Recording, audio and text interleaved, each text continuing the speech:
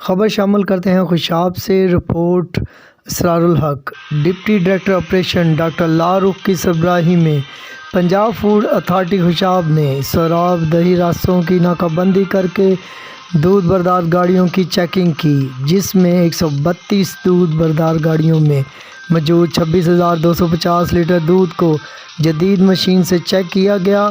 120 गाड़ियों का रिज़ल्ट तसल्ली बख्श करार पाने पर शहर में दाखिले की इजाज़त दे दी गई, जबकि 12 गाड़ियों को गैर मियारी दूध की मौजूदगी के बायस भारी जुर्माने आयद किए गए और 560 लीटर गैर मियारी दूध को मौके पर तलब कर दिया गया।